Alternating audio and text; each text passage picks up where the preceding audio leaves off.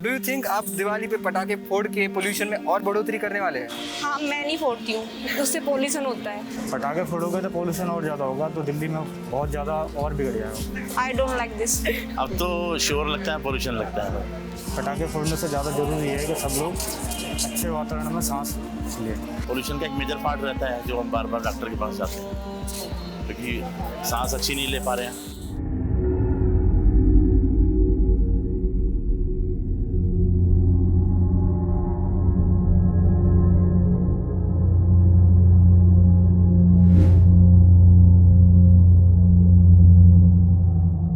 फर्क नहीं पड़ता, पॉल्यूशन है नहीं है। I as a person do not even prefer living in Delhi.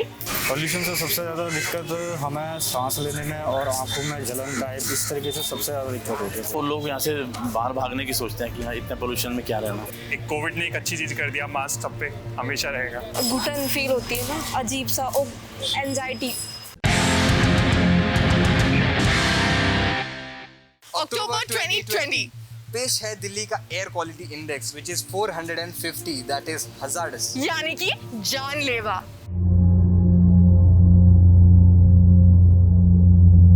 Pollution हम खुद ही क्रिएट खुद ही कर रहे हैं। हैबिचुअल हो चुके हैं बट डेंजरस तो है। मैं सोचती हूँ कुछ टाइम बाद मतलब दिल्ली से बाहर का लाइफस्टाइल और life is better like concerning to environmental things. तो क्या दिल्ली को अब सांस लेने की तकलीफ की आदत पड़ चुकी है? शायद ऐसा ही लग रहा है क्योंकि अभी दोपहर के 1:30 बज रहे हैं, लेकिन इट फील्स लाइक सुबह के 8 बज रहे हैं।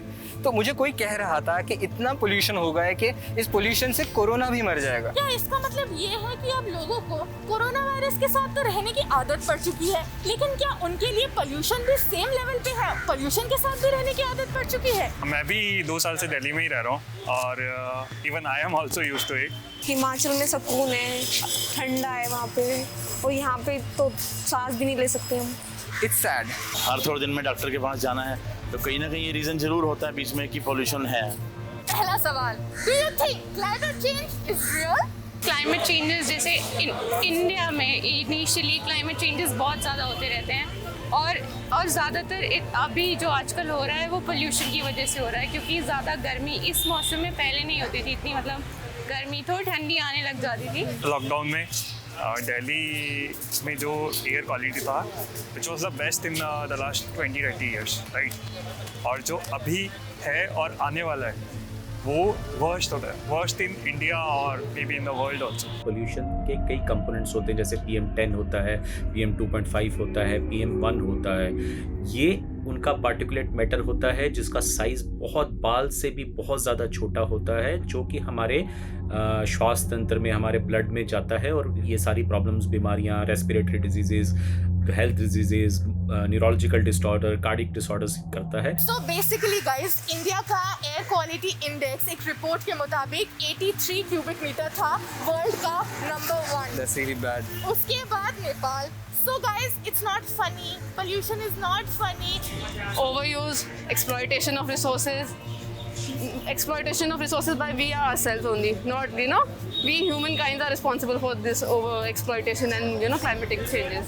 दिल्ली के अंदर पॉल्यूशन ज़्यादातर जैसे गांव में जो जलाते हैं ना, वो जो किसान जो अपना जो भी जलाते हैं उसके धुएं से भी काफ़ी इफेक्ट पड़ता है हमारी दिल्ली पे। बाहर की स्टेट से जो व्हीकल दिल्ली से क्रॉस करके जाते हैं वो पोल्यूशन डीजल का, और ये जो अभी इन दिनों में चल रहा है कि पराली का। यहाँ पे आसपास का जो एरियाज़ है वो जो यहाँ का फसल है वो जला देते हैं इस टाइम पे, which is the biggest factor in this. Also Diwali.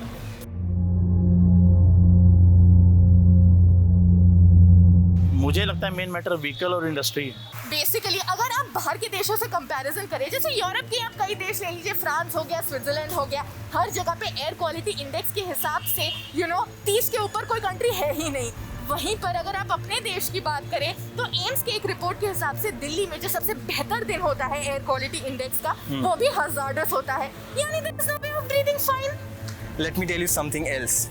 अगर आप बात करें जापान जैसी कंट्रीज़ की और वियतनाम जैसी कंट्रीज़ की, तो एक पोल्यूशन कंट्रोल करने के लिए सिटीजन का भी एक हिस्सा बहुत ज़रूरी होता है। तो जापान जैसी कंट्रीज़ में लोग साइकिल पे जाते हैं, ऑफिस में पूल करके जाते हैं कार, लेकिन अपने यहाँ पे भाई अपनी गड्डी चाहिए। दिल्ली के अपने रीज़न है, व्हीकल बहुत ज़्यादा है, उसका कोई सोल्यूशन किसी के पास है नहीं है। कार्स वगैरह है, इनका पोल्यूशन कम करना चाहिए। और यहाँ हमें इन सब चीज़ों को अवॉइड करना चाहिए जो हम अवॉइड कर सकते हैं, like sharing vehicles and all stuff, जो हम नहीं करते हैं। रेड लाइट का केजरीवाल जी ने बोला है कि इंजन ऑफ कर दो गाड़ी का।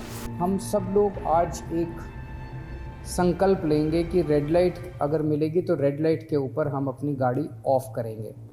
एक्सपर्ट्स का कहना है कि जब हम आइडलिंग में चलते हैं, रेड लाइट पे आइडलिंग करते हैं, तो 1 मिनट में जितना ईंधन खर्च होता है वो अगर ड्राइविंग कर रहे होते हैं उससे ज़्यादा खर्च होता है। पोल्यूशन का वो होता है ना PM10, वो 1.5 टन्स कम हो जाएगा। एज सिटीजन्स आप पोल्यूशन कंट्रोल करने के लिए क्या करते हैं? Go for biodegradable things.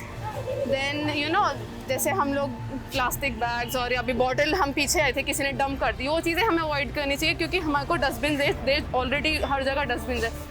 I think greenery ज़्यादा जितनी हो सके मैक्सिमम बढ़ाई जाए। रोड पे ट्रैफिक है इतना, उसको अगर कंट्रोल किया जाए।